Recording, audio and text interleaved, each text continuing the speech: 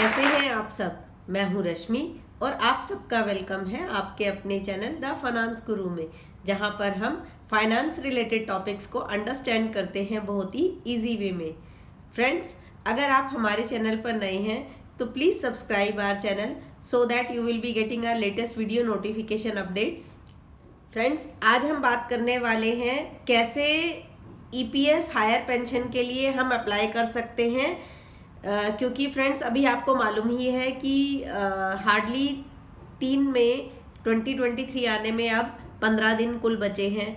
Less than 15 दिन मैं ये कहूँगी कि बचे हैं, और हमें किस तरीके से अभी क्या क्या क्लैरिटीज़ और आनी बाकी हैं फ्रॉम ईपीएफओ साइड, और क्या क्या ओपन एंडेड क्वेश्चंस हैं जो कि अभी जिसका रिस्पांस अभी तक ईपीएफओ ने नहीं दिया है सुप्रीम कोर्ट को। सुप्रीम कोर्ट ने कुछ इश्यूज और मुद्दे उठाए थे जिसके बारे में ईपीएफओ को क्लैरिटी लेकर के आनी थी, जो कि 4 नवंबर 2022 को सुप्रीम कोर्ट ने बताया था कि ये चीज़ें अभी से ही खारिज की जाएंगी।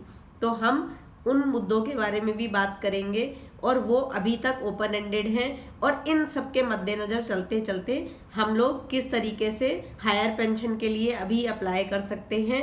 और केरला हाई कोर्ट का जो ऑर्डर था उसको भी अभी 10 दिन होने में सिर्फ 3 ही दिन बचे हैं। 22 अप्रैल को उसके भी 10 दिन कंप्लीट होने वाले हैं। तो कैसे हम हायर पेंशन के लिए ऑप्ट कर सकते हैं, इस मुद्दे से जुड़ी हुई तमाम जानकारी के लिए देखते हैं इस वीडियो को।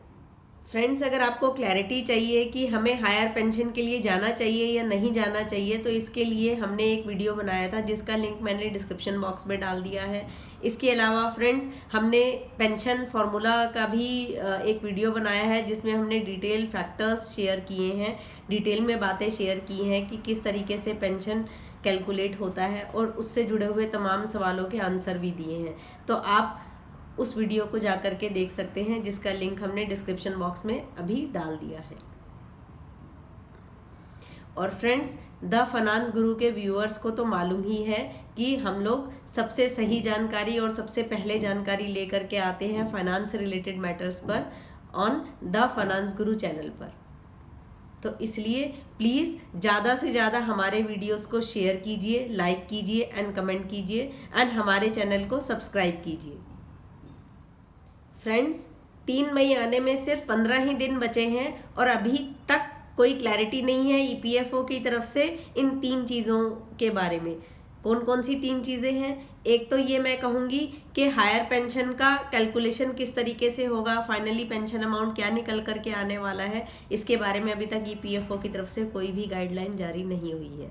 दूसरी बात मैं ये कहूँगी कि जो हायर कंट्रीब्यूशन एम्प्लॉई की तरफ से जा रहा था, जो 1.16% था on account of pension contribution, जो एडिशनल लेकर के चल रहे थे ये लोग, जो कि ईपीएफओ ने अपनी गाइडलाइन 2014 में निकाली थी। बट अनफॉर्चुनेटली हुआ क्या कि सुप्रीम कोर्ट ने इसको खारिज कर दिया, डिसमिस कर दिया ऑन देयर रूलिंग डेटेड 4 नवंबर 2022। जो 4 नवंबर 2022 को सुप्रीम कोर्ट का ऑर्डर आया, उसमें उन्होंने क्लियरली मना कर दिया कि नहीं, आप higher contribution in on account of EPS contribution जो है आप नहीं ले सकते, जो कि एडिशनल 1.16% अभी तक हुआ करता था। तो उसको बिल्कुल ही डिसमिस कर दिया है। और तीसरी चीज़ जो ईपीएफओ ने क्लैरिटी देनी है वो है कैसे कैलकुलेशंस परफॉर्म होंगी, कैसे ट्रांसफ़र ऑफ डिपॉजिट परफॉर्म होगा from EPF to EPS, and also उसके ऊपर अक्रूड इंटरेस्ट कितना बनेगा। तो इन सब से जुड़े हुए मुद्दों के ऊपर अभी ईपीएफओ ने गाइडलाइन निकालनी है। अभी तक कोई भी क्लैरिटी नहीं है, और सिर्फ हायर पेंशन अप्लाई करने में आपके और हमारे लिए सिर्फ 15 ही दिन बचे हैं, और 3 मई तक की डेडलाइन है जो कि ईपीएफओ ने हमको दे रखी है। जिन लोगों को ये नहीं मालूम कि 1.16% एडिशनल ईपीएस कंट्रीब्यूशन क्या चल रहा था, उनके लिए मैं क्लैरिटी यहाँ पर देना चाहूँगी फ्रेंड्स कि सितंबर 2014 को ईपीएफओ एक गाइडलाइन लेकर के आया था, जिसमें उन्होंने बताया था कि अगर आपकी वेज सीलिंग लिमिट जो कि 15,000 है, उससे ज़्यादा की अगर बेसिक सैलरी है, तो आप लोग एक काम कर सकते हैं कि जो इन एक्सेस टू जो वेज सीलिंग लिमिट 15,000 है, उसके बियॉन्ड जितना भी आपका बेसिक सैलरी है, आप उसका 1.16% एडिशनली कंट्रीब्यूट करके चल सकते हैं on account of your EPS, और वो पैसा आपके ईपीएस में जमा हो जाएगा। फॉर एग्जाम्पल मान लीजिए कि अगर आपकी बेसिक सैलरी 20,000 रुपये है तो 15,000 तक का तो वेज सीलिंग लिमिट है, जिसका 8.33% जो है यहाँ पर कैलकुलेट होगा। 1,250 रुपये आपके पेंशन फंड में जमा हो जाएंगे। और होगा क्या, बट मेरा जो बेसिक सैलरी है वो 20,000 है, तो 20,000 माइनस 15,000 यहाँ पर हो गया एडिशनल 5,000, जो कि बियॉन्ड वेज सीलिंग लिमिट मेरी एडिशनल सैलरी है 5,000 की। तो 5,000 का 1.16% बनता है 58 रुपीज़। ये मेरा EPS कंट्रीब्यूशन में चला जाएगा। यहाँ पर सुप्रीम कोर्ट का फ्रेंड्स ये कहना है कि ये एडिशनल कंट्रीब्यूशन हम एम्प्लॉइज से नहीं डिमांड कर सकते। क्यों? क्योंकि ये employees provident fund and miscellaneous provisions act जो हमारा 1952 से बना हुआ आ रहा है उसके अगेंस्ट रहेगा और उसके रूल्स की वायोलेशन रहेगी। तो ये 3 मेजर कारण हैं जिसकी वजह से इसको हम फॉलो और कंटिन्यू नहीं कर सकते आगे के लिए। पहला मेन रीज़न जो सुप्रीम कोर्ट ने बोला वो ये था कि जो employ provident fund and miscellaneous provision act 1952 है वो ये बोलता है कि किसी भी एम्प्लॉय का 12% से ज़्यादा हम लोग डिडक्ट नहीं कर सकते on account of contribution to EPF and EPS। तो यहाँ पर हो क्या रहा था, EPS में जो कंट्रीब्यूशन जा रहा था वो ओवर एंड अबव बियॉन्ड 12% जा रहा था। 12% तो कट ही रहा था, but 1.16% of excess beyond the wage ceiling limit, जैसे कि मैंने एग्जाम्पल में बताया, वो भी कट रहा था। तो ये रूल्स के खिलाफ है, इसीलिए हम इसको नहीं कंटिन्यू कर सकते आगे के लिए। हाउएवर सुप्रीम कोर्ट ने क्लियरली गाइडलाइन दे दी है EPFO को कि एक अल्टरनेट मैकेनिज्म लेकर के आए। उनको 6 महीने का टाइम दिया है और बोला है कि आप इस मेथोलॉजी को जो अभी करंटली चल रही है 1.16% वाली जो एडिशनल डिडक्शन चल रहा है एम्प्लॉयज़ के केस में, आप उसको कंटिन्यू कर सकते हैं सिर्फ 6 महीने के पीरियड के लिए। उसके बियॉन्ड आपको एक अल्टरनेट मेथोलॉजी लेकर के आनी ही पड़ेगी। सेकेंडली फ्रेंड्स, जो मेन रीज़न था सुप्रीम कोर्ट ने दिया वो ये था कि जो employees provident fund and miscellaneous provision act 1952 है उसकी गाइडलाइन के हिसाब से जो 12% का जो डिडक्शन है ऑन अकाउंट ऑफ EPF वो सिर्फ और सिर्फ EPF के खाते में ही जमा हो सकता है, ना कि किसी और एडिशनल खाते में। तो यहाँ आपको मैं बता दूं कि वो जो 1.16% जो कट रहा था additional beyond the wage ceiling limit of basic and DNS allowance के बियॉन्ड जो जा रहा था वो 1.16% जमा हो रहा था ऑन अकाउंट ऑफ EPS। तो ऐसा कोई भी कंट्रीब्यूशन जो EPF में जमा नहीं हो रहा उसको बर्खास्त करना पड़ेगा, खारिज करना पड़ेगा। इसलिए सुप्रीम कोर्ट ने इसको बोला कि हम आगे के लिए कंटिन्यू नहीं कर सकते। तो EPFO को एक अल्टरनेट मैकेनिज्म लेकर के आना चाहिए।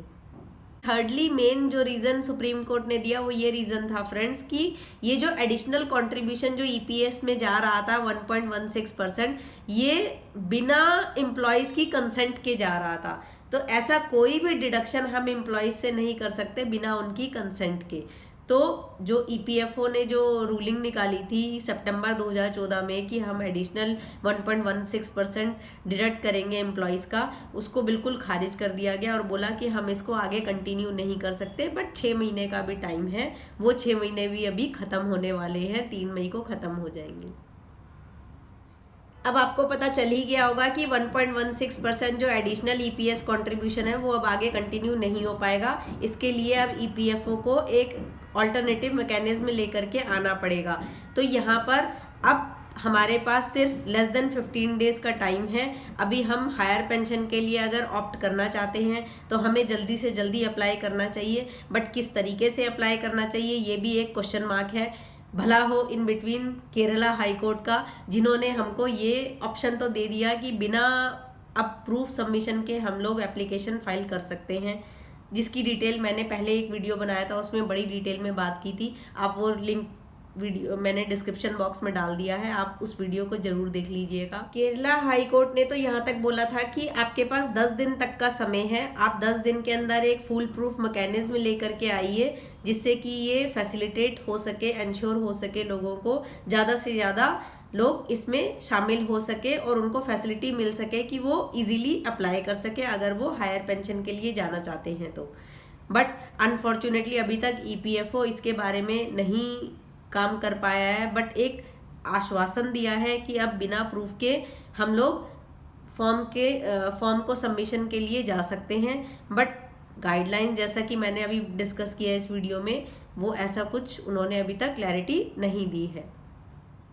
केरला हाई कोर्ट ने इतना भी बोला कि अगर आप ऑनलाइन फॉर्म को फैसिलिटेट नहीं करवा सकते तो एम्प्लॉयज़ को हेल्प कीजिए, ऑर्गेनाइजेशंस को, कंपनीज़ को और एम्प्लॉयज़ को हेल्प कीजिए सो दैट वो हार्ड कॉपी भी सबमिट करें और आप उसको ले सकें। आपके पास इस सबको इंश्योर करने का, एडमिनिस्ट्रेटिवली मैनेज करने का 10 दिन का टाइम दिया जाता है और वो 10 दिन भी अभी 22 अप्रैल को ख़त्म होने वाले हैं। अब मैं आपको कुछ टिप्स दूंगी कि आप अभी इन सारी डिलीमास के बीच चलते, इन सारी कन्फ्यूजन्स के बीच चलते कैसे आप फर्दर गोइंग फॉरवर्ड कैसे अप्रोच रख सकते हैं। फ्रेंड्स, अगर कुछ एम्प्लॉयज़ हो सकते हैं कि जिन्होंने बार बार ऑर्गेनाइजेशंस चेंज किया हो सकता है कि ऑर्गेनाइजेशंस बंद हो गई हो सकता है वो अब एम्प्लॉयर अभी यहाँ पर हो ही ना, या हो सकता है वो कंपनी मर्ज हो गई हो, उसके पास रिकॉर्ड्स ना हो पुराने, कुछ भी हो सकता है। तो ऐसे में एम्प्लॉयज़ क्या करेंगे?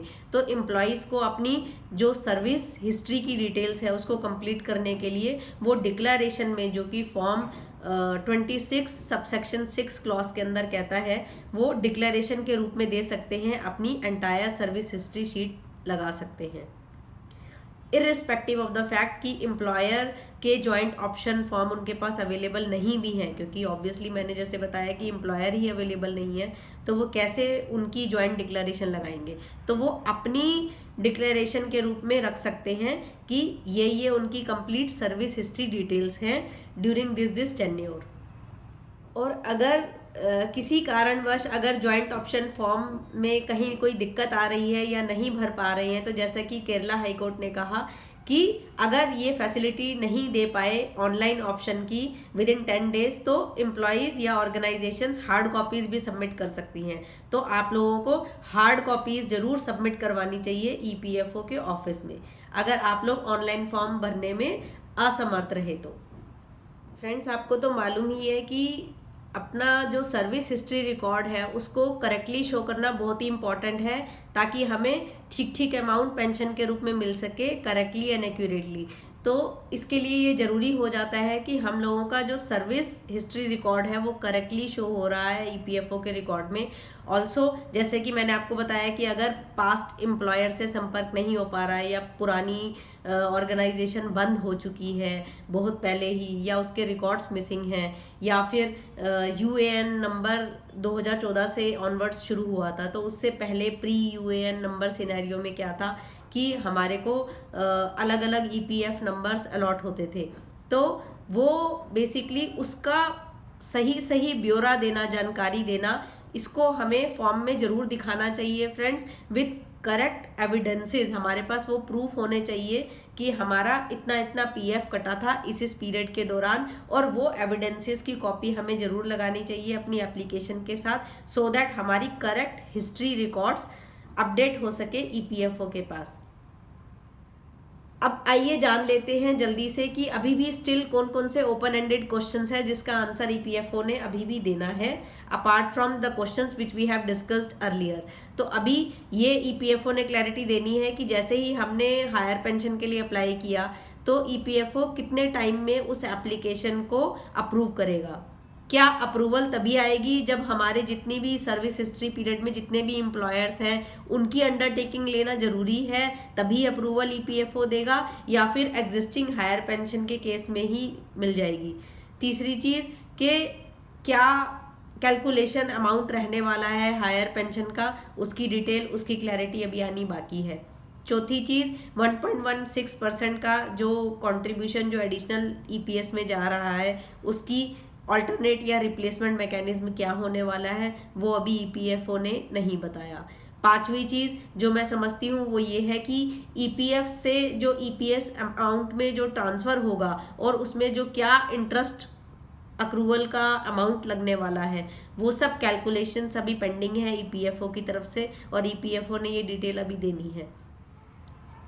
छठी चीज़, कुछ एम्प्लॉयर्स ऑर्गेनाइजेशंस ऑलरेडी बंद हो चुकी हैं, लिक्विडेट हो चुकी हैं, मर्ज हो चुकी हैं, या उनके पास अभी रिकॉर्ड्स नहीं है, तो उस सिनेरियो में किस तरीके से EPFO का स्टैंड होने वाला है एम्प्लॉयज़ के लिए। ऑल्सो सातवीं चीज़ मैं ये मान के चल रही हूँ कि एग्जेम्प्ट ऑर्गेनाइजेशंस के केस में किस तरीके से रहने वाला है ईपीएफओ कंट्रीब्यूशन, क्योंकि अब ये एग्जेम्प्ट ऑर्गेनाइजेशंस के लिए भी ओपन ऑप्शन है।